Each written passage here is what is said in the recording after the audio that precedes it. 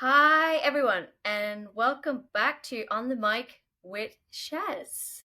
Today, we're continuing our Women in Tech Leadership, the Upsides series, and I can't wait for you to meet Dominique Barker, who is with me today. Hi, Dominique, Shaz. Great to be here. so happy to have you. Listeners, let me tell you a little bit about Dominique, who we have with us. Special people. This is special. So, Dominique is an energetic information technology executive with extensive experience in IT strategy, leadership, and transformation.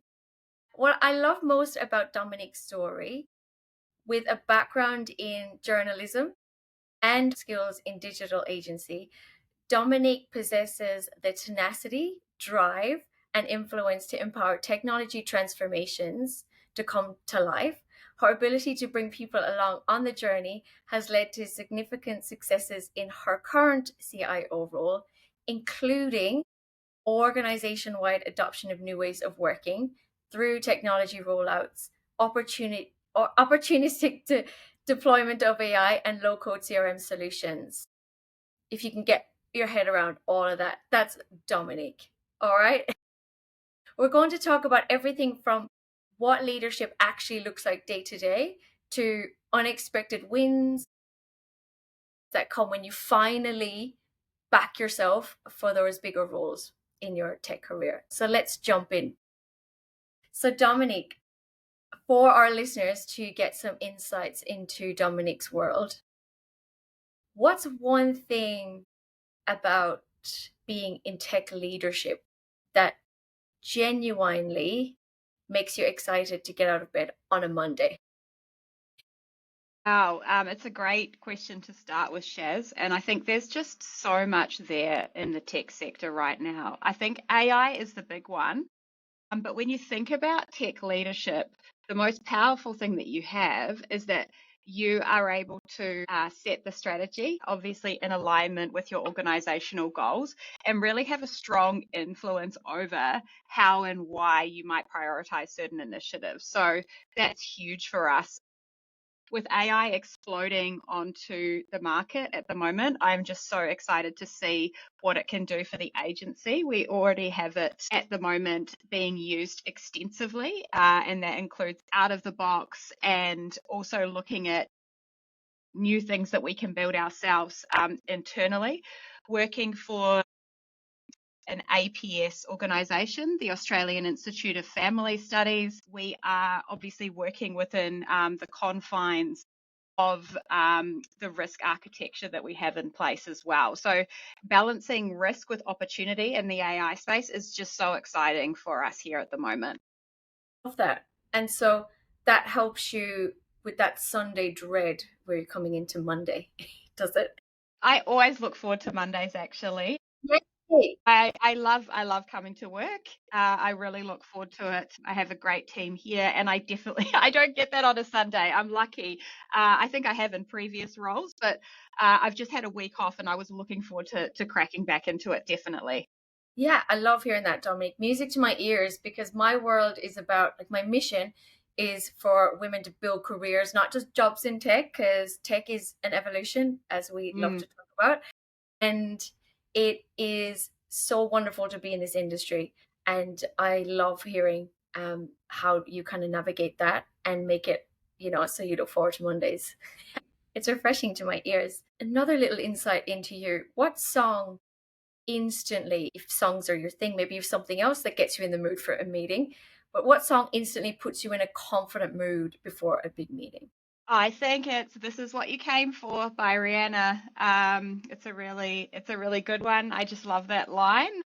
It's really making sure that as a leader that you're really connected to the work that you do, and that you're really thinking about it, and you know how the work that you're doing at the moment, how your strategic roadmap really enables what the organization's doing. And being, like I said, an APS agency where we really are here for the good of the Australian public, for us, it's really about feeling connected to the mission and vision of the organisation, and doing the best that we can to really enable that, which is it's an amazing privilege to be able to do that. Wow. Like, you've just made my soul come alive right now. It's refreshing to hear you talk like that, because you are bringing it back to the purpose, the strategy, what you're trying to do for the people. And we forget that sometimes, don't we, in this tech world? We get lost in the challenges, and here you are with this refreshing perspective, bringing it back to our purpose and our mission when we work together in this professional tech sector, and the outcomes we can get by listening to lovely Rihanna and getting us in the mood for the big meeting. Love her. Absolutely love her. And it's so true when we think about collaborating with our colleagues across the agency, or, even within other industries when we're networking. Um, we really have to have that kind of purpose at the core, and it does help us connect and build those relationships with other teams, because we are all here for that common goal, which is great. Absolutely. I chatted before, you've obviously done a lot to get to where you are, but in the initial stages of your leadership journey, what first excited you about stepping into a leadership role in tech? I've always wanted to be a leader. It's not something I just fell into by accident. So it's definitely something that I actively pursued, and maybe I saw it as a natural progression in my career. So I started off in account management roles, web production roles, and then moved into IT delivery management, and then it kind of all flowed from there. But if you're managing projects, it's really just kind of a bridge further to be managing people. Obviously, it's quite different, but some of those skills are actually quite transferable. So it was really understanding how those could be deployed in a human context, and making sure that we have the right talent to achieve the goals that we're looking for. So building high performing teams is still what's really motivating for me, and making sure I can really pinpoint, as you said earlier, Shaz, about that like I can really understand why people do get out of bed, and what makes them tick, and what sort of work makes them energized to really deliver. So that's still something that I'm passionate about now, but really attracted me in the first place to leadership. So continuing on that journey, and making sure that as a leader you can grow other leaders, because that is still the most important aspect of leadership. As a leader, you can grow other leaders. Yes, Yeah, yes. I like that. And I love how you mentioned transferable skills, because often we miss these moments where we just want to be ready. Oh, but you might already have the skills, you know? So it's really interesting and refreshing to hear you say that when you were starting out, it wasn't one particular thing, but you were just naturally progressing that way, Mm. and you had the self-awareness to pick it up, and the bravery as well. Yeah, no, there's definitely some bravery and courage to be a leader. I think that's absolutely a crucial part of the toolkit. But for me, it's an absolute privilege, and it has been interesting over my leadership journey to see my style of leadership evolve and change as well as I've gained more experience. So that's been interesting, and getting lots of feedback from staff and colleagues to really help with that evolution as well. Absolutely. And when your pressure becomes your privilege, instead of your pressure weighing you down, when your pressure becomes your privilege, it doesn't feel like work. It feels like the most magical thing. And that's when you can look forward to Mondays. That's when you can really show Yep, up and be your authentic self as a leader for your team. And then they are thriving off that energy, and it's yep, infectious. And then you're allowing them to get that dream inside their heads of, yeah, I see this vision of this organization. Yeah, I see the vision of this product. I'm on board with this. And like you, Dominic, you have this innate ability to bring them on that journey. It seems like that's your natural inbuilt part of you, would you say? Well, I think it's about keeping up the momentum. So, as you know, with tech projects, some of them can go for a long time. They can have a lot of complexity. They can be quite VUCA, so you're volatile, uncertain, complex, and ambiguous. So that can really be the cornerstone of the beginnings of some of those tech projects. So you need to not just be able to start a project, you need to have the tenacity to finish it off, and keep people motivated the whole way through. And keeping the goal, or the problem domain of the overall project in focus as well. So I do really enjoy that, and making sure things get executed and get delivered over the line, and not just there for kind of the conceptual or the dreaming stage where it's all very blue sky and that's all wonderful, but actually getting it over the line and getting it finished and getting it into production, because nobody gets value, sorry, I should say, out of anything if it's sitting on staging, right? So we've got to deploy it. So making sure we really finish things off and get them to a state where they can be used. Absolutely. Absolutely. And a lot of women, certainly that I chat with in some of my sessions as well, they worry that leadership means less balance or more sacrifice. What freedoms or life choices has leadership actually unlocked for you? Leadership is challenging, and it can take up a lot of your time and your thinking space. That's definitely true, but it's also so fulfilling. So if you're doing it right, and you're getting some kind of feedback around it, it can actually make you feel quite fulfilled, because you may be enacting things that are, like I said, aligned to your professional goals or your personal values. You could see one of your staff really flourish. And so all of those things is that there is definitely some effort that needs to be put in, but with that comes maybe greater fulfillment, greater autonomy, more independence.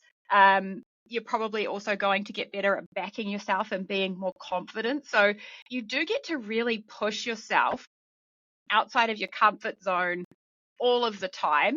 That to me is really fulfilling and kind of where I start to see myself grow as a person. So, yep, it's challenging. It's not easy, but is it worth it? Yes, I think it is.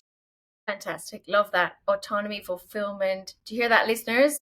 So much good to this. You know, if you're thinking about this journey, you ain't got to think anymore. Just do. Exactly. Yeah, it's so exciting. It's so fulfilling. And it's refreshing to hear that from you too, Dominique. Was there ever a time then where you nearly talked yourself out of leadership, and what changed your mind? I've definitely had moments within leadership where I found it really challenging, or I've had to reflect on maybe how I dealt with certain situations. Was that the right thing to do? And you are going to make mistakes within your leadership journey. That's really normal, and probably a lot of them. So whenever that's happened to me, or I've thought, oh, I didn't really make the right call there, or I didn't really do the right thing, there is a point of introspection where you really have to reflect on what you could have done better and try to change it for next time. So as I've kind of gone on the journey, I've really had to focus on that introspective part, to make sure that, hey, I've seen this play out before. I did this last time. It either did or didn't work. So let's do X, Y, Z. So having that point of reflection and keeping maybe notes on your leadership and what's worked and what hasn't in given situations is absolutely crucial. Absolutely. That's the fun in itself, I find, is Mm, that challenge of yourself. Like the fact that you can overcome mistakes, make friends with mistakes, and it actually becomes this cool part of just another growth layer of yourself, yeah, right? Yeah, yeah, yeah. So you're not fearing any of those things. It's just, okay, right. That's what I learned out of that situation. Let's move on. And you're constantly doing that every day. And I think as you do go through your career, you get better and better at doing that, at being reflective about, and that's one thing AI can't do. It can't be introspective. So, but as humans, we can. So that's our point of difference at the moment. absolutely. And it's so empowering to unlock those parts of yourself that you block away. Because I Mm, know parts of my career, my younger self, I would look at people in senior roles and C-suite roles and think they were just these out there people. You know, I was so intimidated. I couldn't be in a room with them. I would shrink down. Now that I'm in this executive leadership position myself, I have to remind myself I was once there. mm, You have to catch yourself, which is why I coach and mentor women in space. When people say to you, like, be authentic, be confident, like, how? Because people used to say that to me as my younger self, and they'd be in these leadership roles high up, and I'd be looking at them like, high up there, really pedestaled them to the mm. point where I'd feel physically sick in my stomach. I was so nervous around them. So that's what prompted me to have these chats with the likes of you, Dominique, who, you share your story and the upsides, and how you come at it from like different angles, and how wonderful the challenges are that make you grow and get that mindset of empowerment to get into leadership roles. And it can be fun. Leading on from that, if you could go back and tell your younger self, just kind of like my younger self, where I was all scared, if you could go back and tell your younger self one surprising upside of becoming a leader in tech, what would it be? The most surprising upside, I think, is the ability to influence and how much you will really enjoy that part of it. So that's being able to have a say in the strategy and how things are done and really setting that agenda. That's just wow. That is amazing to be able to do that. When you're at an individual contributor level, you certainly can have input into the strategy, and it is a chance or a testing ground to sort of develop some of those more strategic influence skills, but you don't have as much opportunity to really set the stage for the agenda, respond to incoming technologies, look at everything across the board and what you're running. So from that perspective, that is absolutely great. And that really does just hit you like, oh, okay, great. I can do this now, and I get to say how this is done. And that's really, really awesome. Yeah, and when you get to influence like that, it brings you back to this feeling of backing yourself. Like you now Mm, back yourself. You're in this place where you believe in yourself, you back yourself, you're aligned, your purpose is on point, and you just feel it through your soul. And then that brings your team on that journey with you. And that is the most rewarding, I would say it was for me and is for me, like part of your life that you could ever unlock. And yeah, it's just magical. it really is. And I think if I had any advice for the younger me, it would be to not sweat the small stuff, right? So those small things that we really kind of worry about, you just become more experienced and you get exposed to a lot of things, and you start to see patterns, and you you realize, oh, that I shouldn't have worried about that 10 years ago, or whatever it was. So yeah, not to sweat the small stuff would be something I would certainly tell my younger self. Absolutely. And going on from what I said, how I was intimidated at one point in my Oh career. yes, yes. Um, what's something you used to be intimidated by in leadership that's now almost like a second nature or even energizing for you, would you say? I remember just being like quite afraid to speak up in meetings, and just kind of sitting there and being like frozen in fear, like not wanting to say things. And now I have this piece where, and lots of leaders do this, but especially in tech teams where they need to be quite egalitarian, is to really seek out feedback from every member. So I've become quite good at drawing out to try and make sure that people feel really comfortable to give their opinion. And so that, I mean, that is like a leadership adaptation that I've made. But I think what it can do is try to create some normalcy around speaking up, and it's not just the managers speaking. And that seems really obvious, but I think sometimes people don't, or they undervalue how much they know about a particular subject area, but they are actually the expert. They're in the weeds, they know what's happening. So I would encourage people who are afraid just to speak up. You know what you know, and it's unlikely that everybody in the room is an expert on the topic that you're an expert on. So please do contribute. Yeah, I love that you've put it that way. Mm, It's everyone has something to contribute. And it's just a thought in your head. It's not a fact, that these people are intimidating. At the end of the day, we're all people. We're all in that room or in a meeting, like in your instance, Dominic, you were in a room where you were afraid to speak, but you're in a room with people who are just people. See them as people first, that you're all on this journey and mission together and collaborate together. And that means speaking up so everybody can hear each and everybody's expertise. So it's all included and that's all right. relevant. Yeah, it's all That's of right. value. It's all of value. And even if you do say the wrong thing, it doesn't matter. It really doesn't matter if you make a mistake or you do the wrong thing and you feel really embarrassed, because it's probably like 1/1000th of everybody else in the room's day, and so it might seem a big deal to you, but it's probably not so even if you do make a mistake, it doesn't matter. Also. Yeah, because like you told your younger self, don't sweat the small stuff. That's It's it. like it's a 5 second moment that people will literally leave and have 25 other instances happen in their lives or Yes, in in their that day day. that happen, and they'll have 5 phone calls after that about something happening with the kids and this, that, and the other. They will not remember what you said in that meeting. Yet Indeed. we'll go away Indeed. and beat ourselves up and think Yeah. about it. So that you're right in saying don't sweat the small stuff. Like I would probably Mhm. give myself that advice too, back to my Yeah, young it's a good self, one.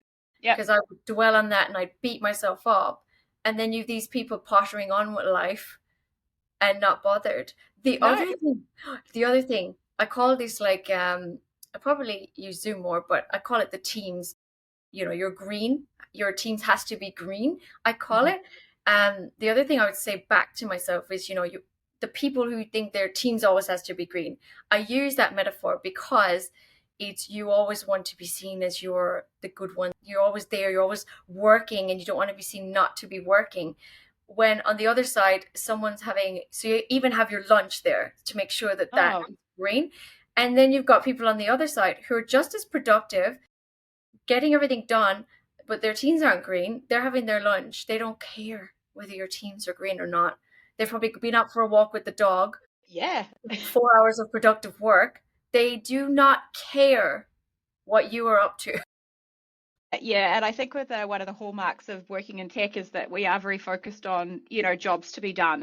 It's not necessarily presenteeism, I think, is what you're describing. So I'll always take a lunch break. It's my oasis in the middle of the day and is my time to step out. And if you ask my colleagues, I'll tell you that I sometimes go for a run. I definitely get outside, get some vitamin D. So yeah, that's really important. Absolutely do that. Yeah, because you get in the trap of busy, I need to be busy. I was Hmm. once there, I'm busy, I have to be busy, busy. But I was counterproductive by not Mm. taking those breaks. Because if you find your chest tightening up, you're getting all cloudy and nothing's going anywhere, you actually have to remove yourself to bring back the clarity and part the clouds and get it all moving again. And so, yeah, I would definitely recommend take those breaks and take care of yourself, because your whole system and mindset will come back into place once you do. So That's exactly trust it. that. Take time for regulation. You need it. Trust it. Yeah, yeah.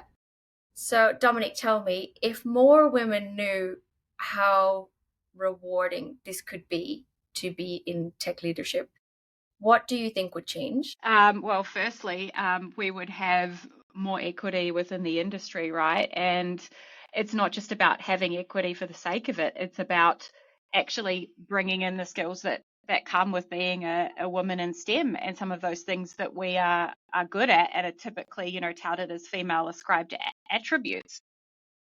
So we are working in, as we know, quite a male heavy environment. And I think from the stats I've seen recently, it's not really improving when we look at some of the grads that are coming out of universities. It's still sitting around that 70% male and even less when we get up to leadership levels. So I think, again, sometimes I just think it's frustrating that there isn't more women in tech, and the ones that we do have are absolutely amazing and really encourage each other to do well. That's what I absolutely know. And we would just have more of that at networking events. If you see women in tech events, they're often always like clustered together. I would like to see larger clusters if we're going to do that, or more diverse clusters. And maybe we wouldn't need to have women in STEM events or women in tech. We would just have tech events. So I think there's lots of advantages. I mean, we are already, as an industry, a really great melting pot of all different people. And I would just like to see that come out a little bit more. Teams work better when they're more diverse. That's absolutely my lived experience in that space. And I would just love to see more of that in the future. Yeah, It's such a good industry. I would absolutely agree. I've focused on the upsides of women in tech leadership for this reason, because you see these posts, the challenges, articles come out, oh, the tech world's doomed, because this is now happening, referencing article that's come out recently, but we won't get into that because Mm, that's a story for another day. However, I'm chatting to women in tech every day who are having a great time. So it's not taking away that there's still challenges. It's the language that we're using, it's the mm, amount. are we talking about the positive stuff enough? Because you just see challenges, you see pain points. And I've been at an event recently where I was talking to women and I was talking about, how they're seeing things and working in a male dominant environment. And their language was, oh, it is what it is. It's never going to change.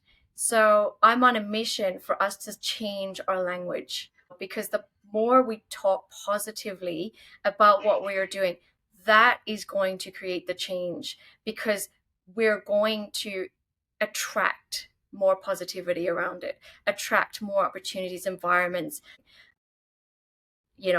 When you're hearing, oh, it is what it is, it's not going to change, then that environment around you is not going to change. Yeah, And you it's can't. so true. I think it is what it is probably my least favorite phrase of all time. Whenever I hear somebody say it, I absolutely yeah, no. cringe, and I try to bite my tongue, and I'm like, that's okay, that's their personal mapping, that's their journey, but oh my God.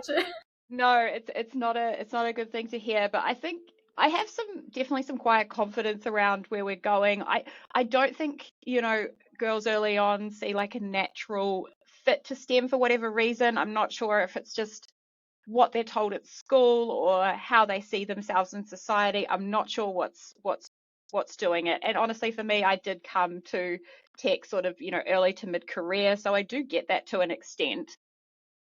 But we definitely need to encourage more of it, and that tech is cool and it's a great industry, and there's just so many exciting things happening all the time in technology.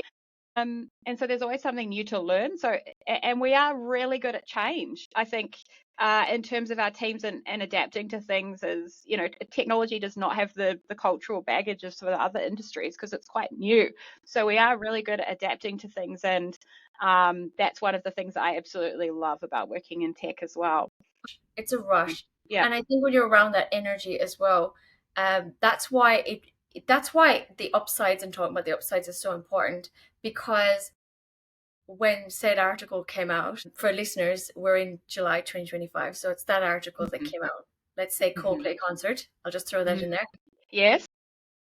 It's the media is like, doomed. Tech is doomed more than we thought. And I'm in the midst of energy and buzz. Like, my world is, I'm talking to women just loving tech, loving this world. I'm talking about so many cool stories with these women, and that will not be plastered all over the media, of course, Yeah, I don't know if we can blame technology for that one, Shaz. I'm No, not sure. goodness, nah. So, Dominique, look, this has been absolutely incredible conversation. Thank you so much for sharing not just the challenges, but also the reasons it's all worth it, and the growth, the impact, and those unexpected joys as well that pop up. So thank you, Dominique. Yeah, it's I'm feeling great after this discussion, Shaz, and I'm pumped to get into the rest of my workday now. So thank you. Yay! Energized. Yes, indeed. Indeed. Yay. And for all of you listening, I hope this has helped you see just how many upsides there are when women like us step into leadership roles in tech. If this resonated, please share with another woman in tech who needs to hear these stories. And don't forget to subscribe so you catch our next episode. We've got more incredible guests lined up, and I can't wait to share their journeys with you. Until next time, keep pushing for the change you want to see, and know you absolutely deserve a seat at the table.